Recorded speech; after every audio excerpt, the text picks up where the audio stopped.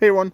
Okay, this is just a quick general update on just about everything. We'll include the Ford and a few of the other tractors. As of right now, the Ford is going to get listed up for sale. This video obviously won't come out until after the Ford is sold and after one of the other machines in this video is sold as well. That is because it is currently for sale. So the Ford will be going up this afternoon for sale. I don't know what I'm going to ask for as of yet. I've got to do a little bit more research, see what people are trying to sell similar tractors for. Similar referring to tractors with snowblowers. The Troy built here, it is sold pending pickup and payment. We're in for a major snowstorm, so that's kind of slowing the guy down on getting here to get this. I have not received any money for this yet, but it is sold pending pickup. Now this machine runs, drives, the seat is supposed to be in the upright position, especially for a snowstorm. That is the stock battery to hold down in the pouch. So this machine, the back right tire does lose air slowly, but it's a halfway decent machine. This is the one where the guy says the engine had a knock, but that engine definitely does not have a knock. So I did repair the hood on this. If you remember, it had a giant hole in it. Looks better than it did look with a giant hole. Husqvarna LT1238 sold. It's just waiting on pickup. I've got the money for it. It's all ready to go. It does need a battery, it does need blades, but it is sold. I have money in hand. Four-wheeler's not mine. Golf cart's not going anywhere. That's just to cover two things that you can see from where the Husqvarna is parked. Racing mower. Definitely looks very sad sitting here. Not going anywhere. I will get to this very soon and finish putting it together. I'm just waiting on weather and time because I've had a lot of projects come in and they take more priority over this. Sorry, the dog is trying to jump on me and it's interrupting my video. The two Toros.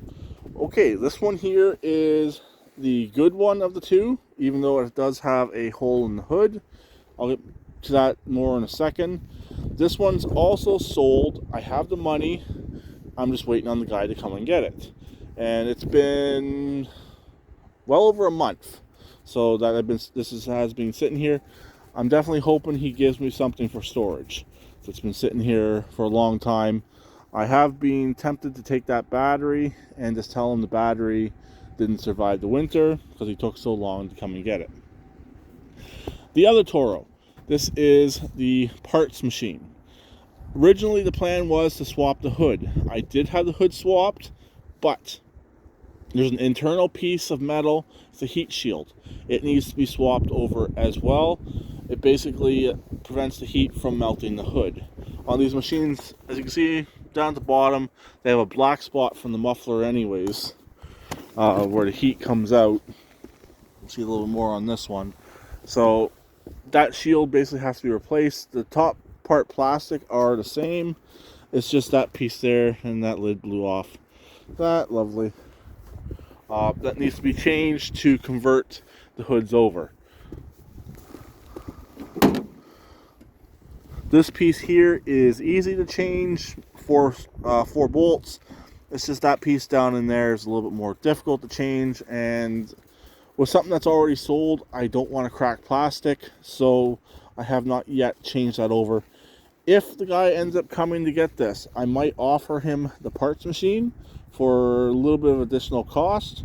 Since it does have 4 good tires, it has a nicer hood, it has a bit better deck. This deck is repairable, but it's rough. Also, the parts machine has a little bit nicer rear pan. A few of the other parts on the parts machine are nicer than this one. Just the parts machine has a bad transaxle. Really, they could swap the transaxle and swap this engine and swap the hood, and you'd be good to go. Everything else would be transferable. Okay, the Cub Cadet. before it was sitting where the Ford is sitting, and now it's over here. You may be wondering, how did it get over here? It actually drove over here under its own power. I was able to get the transaxle freed up. I did do a video on that. That video will probably be coming out before this video. And yeah, it runs and drives. The deck will function. It's ugly, or uglier than all sin, but it does function. The Alice Chalmers, I was trying to get a 0 turn, but I don't think that is going to go through. It's at auction, it's brand new. It's going a little bit higher than I want to spend, so the Alice Chalmers is probably not going anywhere. Okay, the last two that I have here. The Hoopty mower. Still waiting on a parts machine. I have found a few, but they're over an hour away, and one, the guy wants to part it out, so it probably has a bad engine, and I kind of do want the engine. I don't want to put an opposed twin in that, which I was considering, but one of the machines I'm getting, hopefully in a couple weeks, needs an engine, and it's a Murray, and it currently has an opposed twin. So I'd rather put that opposed twin in that Murray than put that opposed twin in that Murray. And last but not least, the antique Craftsman. This machine is currently listed for sale. This is a Craftsman 2 LT4000, probably one of the very first LT4000s ever built. This is approximately an 84 according to the serial number, because there's no way it's a 94. They're already green by then, so this is definitely an 84. Pretty much all original. This machine runs, drives, cuts. It does have a sticky transaxle, so it's currently stuck in forward gears. It has difficulty going into reverse. So what needs to happen with this, the transaxle has to come out, the case has to be split, all the grease inside replaced with fresh grease, and most likely the shifter rod needs to be cleaned up.